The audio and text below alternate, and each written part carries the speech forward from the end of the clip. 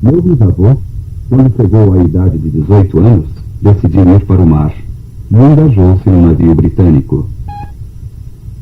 E nesta ocasião, o navio naufragou na costa da Dinamarca, numa ilha chamada Bornholm. A avó de Ben Bloxham lhe deu um baú repleto de registros familiares. Entre as coisas, ele encontrou muitas fotografias velhas e a história da vida do seu bisavô. Meu bisavô estava mais preocupado com o seu violino do que com qualquer outra coisa, incluindo sua própria vida. E então permaneceu naquele navio até que achou seu violino. Pulou na água, encontrando alguns escombros suficientemente grandes para que pudessem flutuar. Tirou o seu violino da valise e começou a tocá-lo. Os marinheiros estavam flutuando para cima e para baixo no oceano, tentando salvar suas vidas. Começaram a ouvir as melodias do violino do meu bisavô, as quais serviram como uma espécie de guia para aqueles marinheiros, e finalmente boiaram até a praia. E quando chegaram à praia, havia algumas pessoas dinamarquesas que tinham visto o naufrágio do navio, e então os levaram à terra firme, os aqueceram e secaram suas roupas, e uma festa foi dada em sua homenagem, e eles se divertiram muito. O interesse de Andrea Van Bloom foi despertado pelo desejo dos pertences da família. Descobriu estes elos através dos registros do passado, enquanto procurava pelos parentes do seu pai nos Países Baixos. A querida tia Helena, eu estou tentando encontrar algo sobre os meus parentes na Holanda. E eu estava querendo saber se você me escreveria dizendo as coisas que se lembra sobre seu avô, Heiko Bloom. Por favor, escreva logo. Eu estou ansiosa para ver o que você sabe. Sinceramente, Andréia. Quando eu faço genealogia, eu estou trabalhando na árvore familiar. E isso continua eternamente. Esclarece o passado desde o começo, quando Adão e Eva estavam na Terra, para desenvolverem-se eternamente também. Meus filhos, seus filhos e assim por diante. Quando eu penso na árvore familiar, penso justamente numa árvore eterna, porque ela segue para sempre e sempre. A Árvore Eterna. Apresentado pela Igreja de Jesus Cristo dos Santos dos Últimos Dias, sob a direção da primeira presidência e do Conselho dos 12.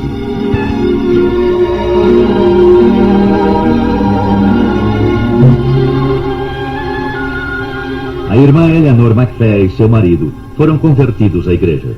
Enquanto trabalho na genealogia, irmã MacPhail tornou-se cada vez mais entusiasmada para encontrar seus progenitores. Na tentativa de seguir uma linha de descendência, eu tinha uma data de casamento que estava me orientando. Fui à biblioteca por semanas, procurei em todos os registros que pude encontrar. E eu orei sobre isto. E realmente senti-me fortalecida. Senti-me como se aquelas pessoas estivessem quase vivendo comigo, tentando ajudar-me a encontrar isto. E finalmente encontrei o diário da família. E este diário forneceu a data do casamento deles. E quando eu vi isto, tendo trabalhado quase todo o tempo, sentei-me e as lágrimas afluíram aos meus olhos, porque aqui estava uma coisa que unia simultaneamente toda a família. Apresentei esse nome e então fui capaz de ir ao templo de Provo e realmente servir como procuradora para que este casamento fosse realizado. E tenho um sentimento forte que esta é uma união muito importante. O irmão e a irmã Arturo de Hoyos pesquisam sua rica herança. Os seus antepassados vieram de Castanhos, no México e Espanha, e os dela vieram da França. Eu disse quando estava na Espanha que eu não voltaria aos Estados Unidos sem conseguir a certidão de nascimento do homem que nós estávamos procurando. Comecei a escrever para os arquivos em Paris e finalmente localizei o lugar onde ele estava. Deram-me então a certidão de nascimento que procurávamos. E de lá pudemos prosseguir a genealogia por 3 gerações anteriores. quando penso neles, como sendo meus ancestrais, e o que eles pensarão de mim, acredito que isto é uma poderosa motivação e posso compreender por que temos que unir a família. É simplesmente o cumprimento da afirmação de que os corações das crianças deveriam estar voltados para os seus pais. A irmã de Fonda Collier associa genealogia passado e futuro, enquanto registra um extrato do diário da sua avó para um dos seus 29 netos que vive nos Estados Unidos. Em compensação, ela recebe fitas das reuniões familiares de sua família. Bem cedo, minha avó permaneceu de costas para a janela enquanto se vestia. Os índios estavam todos em volta da cabana e finalmente entraram. Minha avó sentou-se com seu bebê no colo. Meu avô não estava em casa. Ele tinha ido procurar provisões, assim ela estava sozinha. Felizmente, ninguém foi ferido. Eles eram os Piutes. Eu estou preocupada com as crianças que crescem sem que os avós estejam perto. Estou também preocupada com os avós que estão envelhecendo sem seus netos. Penso que alguma coisa está perdida, e assim sendo, esta é a maneira de compensar este desmembramento de famílias. No momento eu sinto que isto é importante. E isto é o que eu chamo de avó por controle remoto. O que motiva os santos a aprenderem sobre seus ancestrais e aproximarem-se de seus parentes que vivem? O espírito de Elias. Eu realmente acredito que o que motiva as pessoas na igreja para desenvolverem interesse suficiente sobre genealogia e faz com que realizem alguma coisa é o espírito de Elias.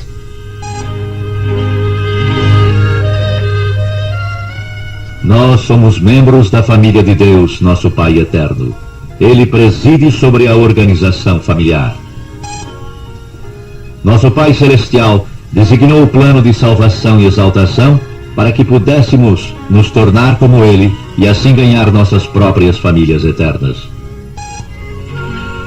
Os santos dos últimos dias creem que a unidade familiar pode continuar eternamente quando as ordenanças apropriadas do sacerdócio são executadas.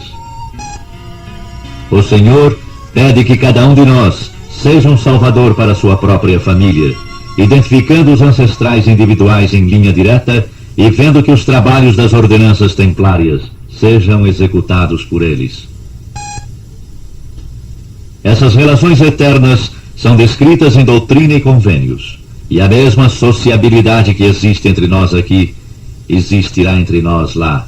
Só que lá será unida com a glória eterna, glória que não experimentamos agora. Cada uma destas pessoas entusiastas tem um testemunho do trabalho genealógico desenvolvido através do interesse e encorajamento de um líder do sacerdócio.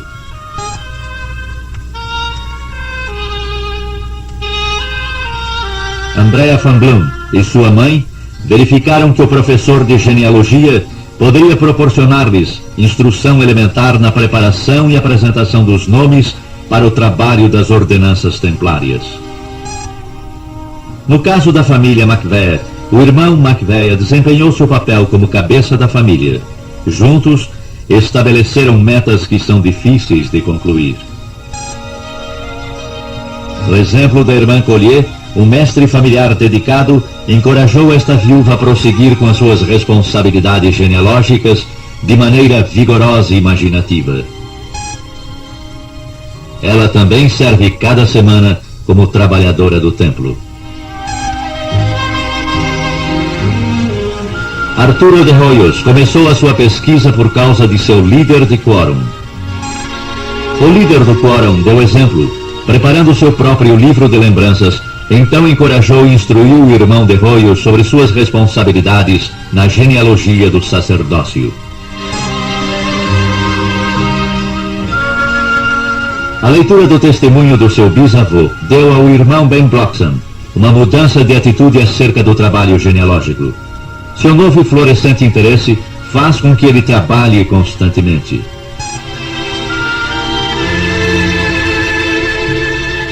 Assim, o irmão Ben Bloxham recebeu um chamado para dar aula para a classe de genealogia da ala. recebeu este chamado do bispo com a recomendação do líder do grupo dos sumos sacerdotes e do presidente da escola dominical. Mas ainda muitos membros da igreja perguntam: por que o trabalho genealógico? Por que trabalho templário? Por que todo o interesse pessoal e obrigação? Quando principiamos a estudar as escrituras sobre genealogia, torna-se claro que há dois objetivos maiores na genealogia do sacerdócio. Primeiro, todo membro da igreja deveria compilar um livro de lembranças. Segundo, todo membro da igreja deveria entender que cada membro de sua família tem uma oportunidade para participar das bênçãos advindas das ordenanças templárias. Nos dias de Adão, Sete e Enos, um livro de lembranças foi mantido. Aparentemente, este registro incluiu experiências espirituais e eclesiásticas, além disso, informações genealógicas. E havia um livro de lembranças no qual se registrava no idioma de Adão, porque a todos que invocavam a Deus, eram-lhes concedido escrever por espírito de inspiração. E se registrava a genealogia dos filhos de Deus. Os membros da igreja são encorajados a fazer de seu livro de lembranças um registro das experiências espirituais e genealógicas, como foi feito antigamente. Gravuras, gráficos de linhagem e outros mais podem ser adicionados, mas nada deveria prejudicar os registros sagrados da família.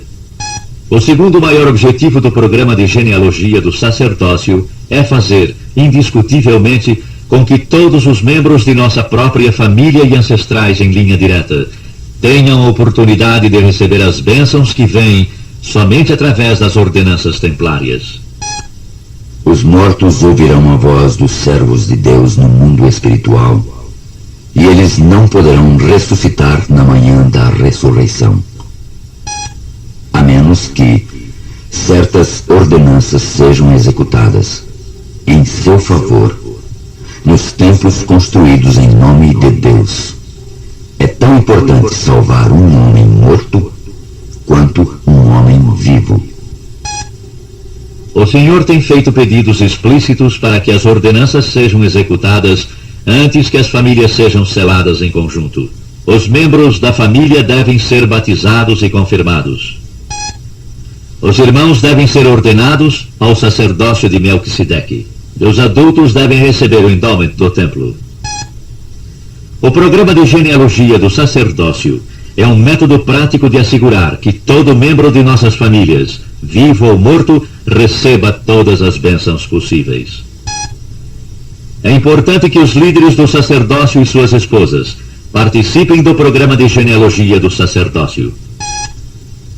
Os líderes do sacerdócio não podem ensinar ou supervisionar o que eles não sabem, entendem e praticam. Portanto, quão importante é este trabalho? O presidente Joseph Fielding Smith disse: a nossa salvação e progresso depende da salvação de nossos parentes mortos com os quais devemos ser unidos em laços familiares. Isto pode somente ser realizado em nossos templos. Eu devo dizer que o momento crítico para iniciar o trabalho genealógico é agora. O tempo é curto porque as pessoas que você pode falar podem morrer daqui a 5 minutos ou morrerão amanhã. Penso que qualquer pessoa que realmente entregar-se a si mesmo para orar e meditar sobre o tema de genealogia receberá bênçãos maravilhosas. Por outro lado, se nós falharmos em fazer o trabalho que está sob nossa responsabilidade para com os que morreram, quando nós os encontrarmos no mundo espiritual, eles podem nem mesmo nos reconhecer. Isto é importante porque nossos parentes estão esperando pela oportunidade de serem membros da igreja. Você não pode deixar isto para alguém mais. Você não pode deixar isto para suas tias, seu irmão ou suas irmãs. Você mesmo deve fazê-lo. Há muitas oportunidades para fazer genealogia nesta igreja. Por exemplo, se ambos, o marido e a esposa, estão interessados na genealogia, eles podem passar as suas férias visitando os lugares onde seus antepassados viveram. Desta maneira, ensinam as suas crianças pelo exemplo que tudo que nós estamos tentando fazer na genealogia não é somente entediá-los na frente de máquinas de leitura de microfilmes. mas identificar os ancestrais e familiarizar-se melhor com suas vidas. É muito mais excitante quando compartilhamos algo com a pessoa que desejamos levar para o reino celestial conosco. Portanto, se maridos e esposas fizerem isto juntos, certamente enriquecerão as suas famílias tanto quanto suas próprias relações pessoais. Nós gostamos de fazer coisas juntos. Se o pai não encorajou os outros membros de sua família a fazer o seu trabalho genealógico, se ele não fez o trabalho necessário para conseguir os nomes de nossos mortos nos templos, penso que ele está fazendo uma grande injustiça para com seus mortos e, além do mais, está tirando sua oportunidade de chegar ao grau que ele deseja na glória celestial. Eu sei que nós vamos ao templo e fazemos o trabalho para as pessoas, mas nunca é o mesmo, como quando você tem seus próprios nomes, seus próprios parentes, vão e perguntam, e eles estão esperando lá, e eles são dados a você, e você faz o trabalho. O Senhor nos ajudará a fazer o trabalho, assim que começarmos a fazer algo, não antes. Ele não nos proporcionará nada se não agirmos. Com a abertura dos baús esquecidos, a leitura de diários mofados, a contínua procura por nomes, datas, lugares, algumas vezes desencorajadoras, outras inspiradoras. Vem um sentimento de natureza eterna das famílias, enquanto cada um de nós cresce no Evangelho através do incitante trabalho do programa de genealogia do sacerdócio. Que nós, portanto, como igreja e povo, e como santos dos últimos dias, ofereçamos ao Senhor uma oferta em retidão, e apresentemos ao seu templo santo um livro contendo os registros de nossos mortos, que seja digno de toda a aceitação.